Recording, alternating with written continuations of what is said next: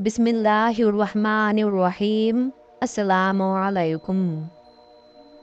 ग़ज़वा Taif के चंद दिन बाद का जिक्र है कि एक दिन हुज़ूर सल्लल्लाहु अलैहि वसल्लम मस्जिद नबवी में अपने चंद जानिसारों के हल्के में रौनक अफरोज़ थे और अपने इरशादात आलिया से उन्हें मुस्तफ़िज़ फरमा रहे थे कि अचानक मस्जिद के दरवाज़े पर एक ऊँटनी आकर रुकी।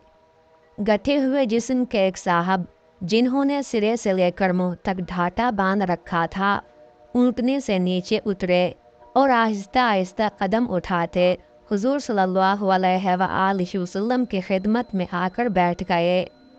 हुजूर सल्लल्लाहु अलैहि वसल्लम उनकी तरफ मुतवज्जे हुए तो उन साहब ने बड़ी लजाजत से अर्ज़ किया, या रसूल अल्लाह, मैं सिद्क़ दिल से इस्लाम कबूल करता हूँ, अपना दस्ते मुबारक लाइए ताकि बैत का शरफ़ हासिल करूँ। हुजूर सल्लल्लाहु अलैहि वसल्लम ने अपना दस्ते मुबारक बढ़ा दिया। जब वो साहब बैत कर चुके तो हुजूर सल्लल्लाहु अलैहि वसल्लम ने उनसे दरियाफ्त फरमाया, तुम कौन हो? नवारिद ने अपना नाम बताया और साथ ही ढाटा खोलते हुए अर्ज़ किया, या रसूल अल्लाह, क्या मुझे अमान है? उनका चेहरा देखते ही एक शमशीर बदस्त अंसारी ये कहते हुए आगे बढ़े, या रसूल अल्लाह, मुझे इजाज़त दीजिए कि इस दुश्मन खुदा का सर कलम कर दूँ। नबी रहमत सल्लल्लाहु अलैहि वसल्लम ने फरमाया, नहीं, ऐसा न करो, ये शख्स ताइब होकर आया है, अब इसकी सब खताएँ मुआफ़ हैं। रसूल रहमत सल्लल्लाहु अलैहि वसल्लम का इरशाद मुबारक सुनकर उन साहब का चेहरा फरते मसरत से गुलनार हो गया और उन्होंने बारगाह रिसालत में बड़े जोश व खरोश से एक तवील कसीदा पढ़ना शुरू कर दिया।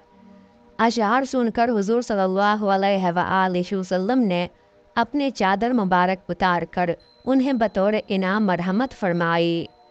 ये साहब जिनके अशार ने इमामुल अंबिया नबी रहमत सल्लल्लाहु अलैहि वसल्लम को मसरूर किया और जिनको हुजूर सल्लल्लाहु अलैहि वसल्लम ने अपने चादर मुबारक से नवाजा, हज़रत काब बिन ज़ुहैर मुज़नी रज़ियल्लाहु ताला अन्हो थे। हज़रत काब बिन ज़ुहैर रज़ियल्लाहु ताला अन्हो का ताल्लुक़ कबीला मुज़र की शाख मुज़ैना से था। हज़रत काब रज़ियल्लाहु ताला अन्हो के वालिद ज़ुहैर बिन अबी सुलमा का शुमार ज़माने जाहिलियत के नामवर शोरा में होता है। वो उन 7 बड़े शोरा में से एक हैं जिनके कसाइद आब ज़र से लिखकर काबा के अंदर आवेज़ा किए गए थे। हज़रत उमर फ़ारूक रज़ियल्लाहु ताला अन्हो तो उन्हें सबसे बड़ा अरबी शायर कहा करते थे। हज़रत काब रज़ियल्लाहु ताला अन्हो का ख़ानदान नजद में आबाद था और शेर व शायरी में सारे अरब में इम्तियाज़ी हैसियत रखता था। बाप ज़ुहैर के अलावा उनका दादा अबू सुलमा रबिया, नाना भाई और फूफियाँ सब के सब शेर व सुखन के समंदर के शनावर थे। ख़ानदानी माहौल का ये असर हुआ कि काब बचपन ही से शेर गोई की जानिब माइल हो गए। बाप को मालूम हुआ तो उसने उन्हें शेर गोई से मना किया, क्योंकि उसके ख्याल में नापुख्ता उम्र में कहे गए अशार में फ़नी खराबियाँ शोरा के उस नामवर ख़ानदान की शोहरत को दागदार कर सकती थीं। लेकिन शेर गोई काब रज़ियल्लाहु ताला अन्हु की गुर्ती में पड़ी थी। उन्होंने मशक़ सुखन जारी रखी। इत्तेफाकन एक दिन उनके कुछ अशार बाप की नज़र से गुजरे तो वो उनकी जिद्दत अदा और पुख्तगी देखकर अपने फ़र्जंद की सलाहियतों का कायल हो गया। चुनांचे उन्हें शेर गोई की इजाज़त दे दी। एक और रिवायत में है कि बाप ने उनका कड़ा इम्तिहान लिया जिसमें वो सुरखरू हुए। इस पर खुश होकर उन्हें मशक़ सुखन की इजाज़त दे दी। यहाँ तक कि एक दिन सारे अरब ने उन्हें एक कादिरुल कलाम शायर तस्लीम किया। काब रज़ियल्लाहु ताला अन्हो के इब्तदाई हालात ज़िंदगी के बारे में अहले सियर बिलउमूम खामोश हैं। ज़्यादा से ज़्यादा इतना पता चलता है कि उनका बचपन से जवानी तक का ज़माना बने गतफ़ान के इलाके में गुज़रा। इस दौरान में वो अपने वालिद और दूसरे बुज़ुर्गों की निगरानी में शेर व शायरी की मशक़ करते रहे। क़राइन से मालूम होता है कि काब रज़ी अल्लाह ताला अन्हो ने सिपाहियाना फ़नून में भी तरबियत हासिल की थी और अय्याम जाहिलियत में अपने कबीले की लड़ाइयों में हिस्सा लिया करते थे। बनु मुज़ैना की कुरैश, बनु तै और हज़रत के ख़िलाफ़ जो लड़ाइयाँ हुई, काब उनमें अपने कबीले की तरफ से शरीक थे और जिज़िया अशआर पढ़ पढ़ कर अपने जवानों को लड़ाई पर उभारते थे। हज़रत काब रज़ी अल्लाह ताला अन्हु के बाप ज़ुहैर ने बेसत नबी सल्लल्लाहु अलैहि वसल्लम से थोड़े अरसे बाद वफ़ात पाई तो काब रज़ी अल्लाह ताला अन्हु ने ऐसा दर्द अंगेज़ मर्सिया कहा कि जो सुनता था बेख्तियार चश्मपुर आब हो जाता था। जिस ज़माने में काब रज़ी अल्लाह ताला अन्हु की शायरी की शोहरत नजद से निकलकर अरब के दूर दराज गोशों तक जा पहुँची थी, इस्लाम के नूर हिदायत ने भी अरब के गोशे गोशे को मुनव्वर करना शुरू कर दिया था। काब रज़ी अल्लाह ताला अन्हु और उनके भाई बुजैर रज़ी अल्लाह ताला अन्हु के कानों तक भी दावत हक की आवाज़ पहुँची, लेकिन वो उसकी तरफ मुल्तफ़ित न हुए। सुलह हुदैबिया 6 हिजरी के बाद दोनों भाई अपने वतन से निकलकर मकाम अबरकुल अज़ाफ़ में आए। यहाँ बुजैर रज़ी अल्लाह ताला अन्हु ने काब रज़ी अल्लाह ताला अन्हु से कहा कि तुम यहीं ठहरे रहो और अपनी भेड़ बकरियों की हिफाजत करो। मैं ज़रा यसरब जाकर साहिब कुरैश यानी रसूल अकरम सल्लल्लाहु अलैहि वसल्लम से मालूम करता हूँ कि वो किस चीज़ की दावत देते हैं। बुजैर रज़ी अल्लाह ताला अन्हु नबी रहमत सल्लल्लाहु अलैहि वसल्लम के खिदमत अक़दस में हाज़िर हुए और आप सल्लल्लाहु अलैहि वसल्लम के जमाल जहाँ आरा और इरशादात मुक़द्दसा से ऐसे मुतासिर हुए कि बिला तामुल सादत अंदोज़ इस्लाम हो गए और मदीने मुनव्वरा ही के हो रहे। काब रज़ी अल्लाह ताला अन्हु को बुजैर रज़ी अल्लाह ताला अन्हु के क़बूल इस्लाम और मदीने मुनव्वरा में मुस्तक़िल इक़ामत की इत्तला मिली तो वो सख्त गज़बनाक हुए और हालत गैज़ में नबी रहमत सल्लल्लाहु अलैहि वसल्लम और हज़रत अबू बकर सिद्दीक़ रज़ी अल्लाह ताला अन्हु की शान में चंद गुस्ताखाना अशआर कह डाले और मदीना जाने वाले एक शख्स के ज़रिए ये अशआर हज़रत बुजैर रज़ी अल्लाह ताला अन्हु तक पहुँचा दिए। हज़रत बुजैर रज़ी अल्लाह ताला अन्हु शम्म रिसालत के परवाने बन चुके थे। वो अपने आका सल्लल्लाहु अलैहि वसल्लम की शान में गुस्ताखी कैसे बर्दाश्त कर सकते थे। उन्होंने भरे दिल के साथ हुजूर सल्लल्लाहु अलैहि वसल्लम को उन अशआर से मुत्तला कर दिया। आप सल्लल्लाहु अलैहि वसल्लम को काब रज़ी अल्लाह ताला अन्हु की इस हरकत से बड़ी तकलीफ़ पहुँची और आप सल्लल्लाहु अलैहि वसल्लम ने फरमाया, जो कोई काब को देखे उसको कत्ल करे। बाज़ अरबाब सियर ने यह राय ज़ाहिर की है और अपनी राय के हक़ में दलाइल भी दिए हैं कि सिर्फ़ ये गुस्ताखाना अशआर ही काब के वाजिबुल क़त्ल करार दिए जाने का सबब नहीं हुए थे, बल्कि उसके कुछ और असबाब भी थे। वो ये कि काब अबरकुल अज़ाब से मक्का चले गए और कुरैश मक्का के साथ मिलकर इस्लाम के ख़िलाफ़ मुआनिदाना सरगर्मियों में हिस्सा लेने लगे। वो अपने अशार में मुसलमानों की हजब करते और मुशरिकीन को अहले हक़ के ख़िलाफ़ मुश्तइल करते थे। एक रिवायत ये भी है कि उन्होंने अबरकुल अज़ाफ़ में अपने भाई के साथ मिलकर हुज़ूर सल्लल्लाहु अलैहि वसल्लम को शहीद करने का मंसूबा बनाया था और इसी मकसद के लिए बुजैर रज़ी अल्लाह ताला अन्हु को मदीना भेजा था। लेकिन जब बुजैर रज़ी अल्लाह ताला अन्हु मदीना पहुंचकर हल्का बगोश इस्लाम हो गए और ये साजिश तश्त अज़बाम हो गई तो हुज़ूर सल्लल्लाहु अलैहि वसल्लम ने काब का खून मुबाह कर दिया। बेशतर रिवायतों से यही ज़ाहिर होता है कि ये वाक़या हज़रत बुजैर रज़ी अल्लाह ताला अन्हु के क़बूल इस्लाम के फ़ौरन बाद अवाखिर 6 हिजरी में पेश आया। लेकिन इब्न हिशाम का बयान है कि ये वाक़या हुज़ूर सल्लल्लाहु अलैहि वसल्लम की ग़ज़वा ताइफ से मुराजात के बाद 8 हिजरी में पेश आया। बहर सूरत हकीकत हाल कुछ भी हो, इस बात पर सबका इत्तेफाक है कि हज़रत बुजैर रज़ी अल्लाह ताला अन्हु के क़बूल इस्लाम के बाद दोनों भाइयों की राह मुख्तलिफ हो गईं। बुजैर रज़ी अल्लाह ताला अन्हु राह हक़ के जांबाज सिपाही बन गए اور کعب نے اسلام کی مخالفت کو اپنا شعار بنا لیا۔ ابن ہشام نے لکھا ہے کہ صلح حدیبیہ کے بعد جو غزوات پیش آئے، خیبر، فتح مکہ، حنین اور طائف، حضرت بجیر رضی اللہ تعالی عنہ نے ان سب میں حضور صلی اللہ علیہ وآلہ وسلم کے ہم رکابی کا شرف حاصل کیا اور ہر غزوے میں اپنی سرفروشی کے جوہر دکھائے۔ ان غزوات میں انہوں نے حق کی حمایت میں نہایت پرزور اشعار بھی کہے، جن کو پڑھ کر معلوم ہوتا ہے کہ وہ صرف ایک اچھے شاعر ہی نہیں تھے بلکہ اسلام کی محبت بھی ان کے روئیں روئیں میں سرایت کر گئی تھی۔ حضور صلی اللہ علیہ وآلہ وسلم جب غزوہ طائف سے فارغ ہو کر واپس مدینہ منورہ تشریف لائے تو حضرت بجیر رضی اللہ تعالی عنہ نے خط لکھ کر کعب کو اطلاع دی کہ رسول اللہ صلی اللہ علیہ وآلہ وسلم نے گنتی کے 2-4 دشمنان حق کے سوا باقی سب اہل مکہ کو بخش دیا ہے۔ قتل ہونے والوں میں ابن خطل بھی تھا، جو حضور صلی اللہ علیہ وآلہ وسلم کی شان میں حجوی اشعار کہا کرتا تھا۔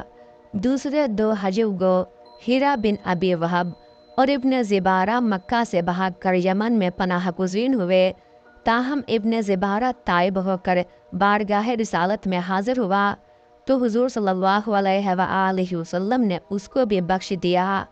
تمہاری جان بھی اسی صورت میں بچ سکتی ہے کہ تم میرا خط ملتے ہی سعادت اندوز اسلام ہو جاؤ اور بارگاہ رسالت میں حاضر ہو کر اپنے سابقہ خطاؤں پر ندامت کا اظہار کرو۔ حضور صلی اللہ علیہ وآلہ وسلم کا دامن کرم بڑا وسیع ہے، وہ خطا کاروں سے درگزر فرماتے ہیں۔ کعب کو حضرت بجیر رضی اللہ تعالی عنہ کا خط ملا تو انہوں نے بھائی کے مشورے پر ابتدا میں عمل نہ کیا اور مختلف قبیلوں میں پناہ لینی چاہی، مگر کوئی قبیلہ انہیں پناہ دینے پر آمادہ نہ ہوا، حتیٰ کہ اپنے قبیلے بنو مزینہ نے بھی انہیں پناہ دینے سے انکار کر دیا۔ اب ان کی آنکھیں کھلیں اور انہیں حضور صلی اللہ علیہ وآلہ وسلم کا دامن اقدس تھامنے ہی میں عافیت نظر آئی۔ ابن ہشام کا بیان ہے کہ کعب کو اسلام کی طرف راغب کرنے کا سبب وہ اشعار تھے جو حضرت بجیر رضی اللہ تعالی عنہ نے انہیں لکھ کر بھیجے۔ یہ اشعار جو کعب کے گستاخانہ اشعار کے جواب میں تھے، سیرت ابن ہشام میں نقل کیے گئے ہیں۔ کون شخص کعب کو جا کر میرا پیغام دے گا اور اس سے پوچھے گا کہ جس دین کی تم مذمت کرتے ہو اس میں آخر کیا خرابی ہے؟ وہ دین تو سراسر بھلائی ہے، نجات کی طرف لے جانے والا صرف اللہ کا راستہ ہے، لات اور عزا کے راستے نہیں۔ اگر نجات اور سلامتی چاہتے ہو تو اللہ کے راستے پر چل کر حاصل کر لو۔ وہ دن یقیناً آنے والا ہے جب پاک باز اور پاک نفس مسلمان کے سوا کوئی نجات حاصل نہ کر سکے گا۔ زہیر کا دین بے حقیقت تھا اور اسی طرح ابی سلمہ کا دین بھی مجھ پر حرام ہے۔ اسلام کے بارے میں شرع صدر ہونے کے بعد کعب رضی اللہ تعالی عنہ بارگاہ رسالت میں حاضر ہو کر مشرف اسلام ہو گئے۔ حافظ ابن حجر عسقلانی رحمۃ اللہ علیہ نے الاصابہ میں لکھا ہے کہ حضرت کعب رضی اللہ تعالی عنہ مدینہ منورہ پہنچے تو سیدھا مسجد نبی کا رخ کیا، جہاں حضور صلی اللہ علیہ وآلہ وسلم کچھ صحابہ رضی اللہ عنہم کے درمیان تشریف فرما تھے۔ کعب رضی اللہ تعالی عنہ نے اپنی اونٹنی کو مسجد کے دروازے پر بٹھایا، پھر اپنے قیاس اور قرینے یا خاص علامتوں سے حضور صلی اللہ علیہ وآلہ وسلم کو پہچانا اور صفوں کو چیرتے ہوئے آپ صلی اللہ علیہ وآلہ وسلم کی خدمت اقدس میں جا کر بیٹھ گئے۔ پہلے کلمہ شہادت پڑھا اور پھر یوں عرض پیرا ہوئے، یا رسول اللہ، میں کعب بن زہیر ہوں اور امان کے انتظار کرتا ہوں۔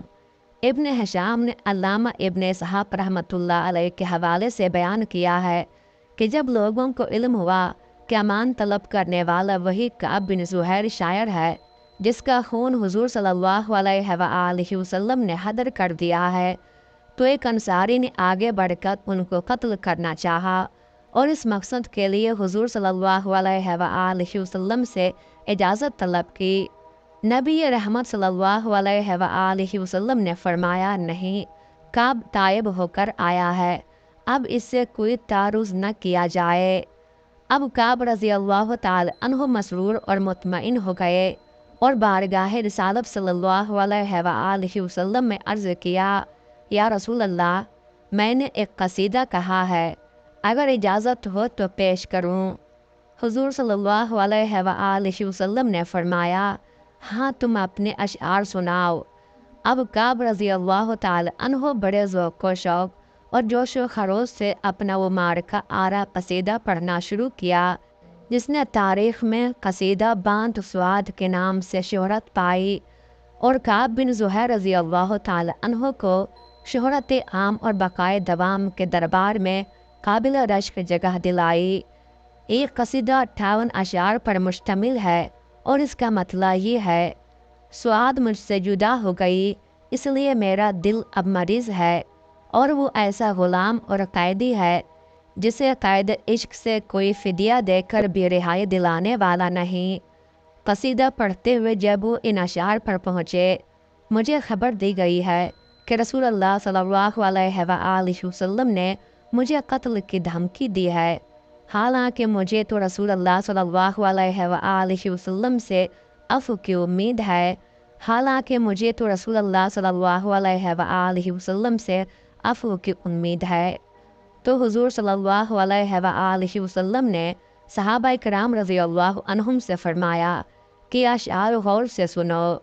بعض روایات کے مطابق اسی موقع پر اور بعض کے مطابق جب قصیدہ ختم ہوا تو حضور صلی اللہ علیہ وآلہ وسلم نے وہ چادر جو اوڑھی ہوئی تھی اتار کر حضرت کعب رضی اللہ تعالی عنہ کے کندھوں پر ڈال دی۔ یہ اتنا بڑا اعزاز تھا کہ کعب رضی اللہ تعالی عنہ کے نزدیک دنیا جہان کی ساری نعمتیں اس کے سامنے ہیچ تھیں۔ جب تک وہ حیات رہے انہوں نے اس بردہ شریف کو سینے سے لگا کر رکھا اور تنگ دستی کے باوجود کسی قیمت پر بھی اس کو جدا کرنے پر آمادہ نہ ہوئے۔ امام جلال الدین سیوطی رحمۃ اللہ علیہ نے تاریخ الخلفاء میں لکھا ہے کہ حضرت امیر معاویہ رضی اللہ تعالی عنہ نے چادر مبارک کو 10,000 درہم میں حضرت کعب رضی اللہ تعالی عنہ سے خریدنا چاہا، لیکن انہوں نے اس متاع عزیز کو فروخت کرنے سے انکار کر دیا۔ ان کی وفات کے بعد ان کے بیٹے عقبہ نے یہ بردہ شریف حضرت امیر معاویہ رضی اللہ تعالی عنہ کے ہاتھ میں 40,000 درہم میں فروخت کر دی۔ بنو امیہ کے بعد یہ ردائے مبارک خلفائے بنی عباس کو وراثتاً ملی۔ امام سیوطی رحمۃ اللہ علیہ کا بیان ہے کہ سقوط بغداد کے بعد جب تاتاریوں نے لوٹ مار کا بازار گرم کیا تو یہ بردہ شریف گم ہو گئی، لیکن بعض دوسرے مورخین نے یہ رائے ظاہر کی ہے کہ عباسی خاندان کے جو افراد تاتار گردی سے بچ رہے تھے وہ اس ردائے مبارک کو اپنے ساتھ پہلے شام اور پھر مصر لے گئے۔ مشہور مملوک فرما روا الملک الظاہر بیبرس نے مصر میں خلافت عباسیہ کا احیاء کیا تو عباسی خلیفہ اس ردائے مبارک کو خاص موقعوں پر اوڑھا کرتے تھے۔ ترکوں نے مصر کی مملوک حکومت کو ختم کیا تو یہ بردہ شریف قسطنطنیہ منتقل ہو گئی، اور آج بھی استنبول میں سلطان محمد فاتح کے تعمیر کردہ محل توپ کاپی کے کمرہ نمبر 12 میں ایک طلائی صندوق میں محفوظ ہے۔ حضرت کعب رضی اللہ تعالی عنہ نے حضرت امیر معاویہ رضی اللہ تعالی عنہ کے عہد حکومت کے آغاز یعنی 42 ہجری میں وفات پائی۔ اللہ تعالیٰ کی ان پر ہزارہ رحمتیں نازل ہوں، آمین یا رب العالمین۔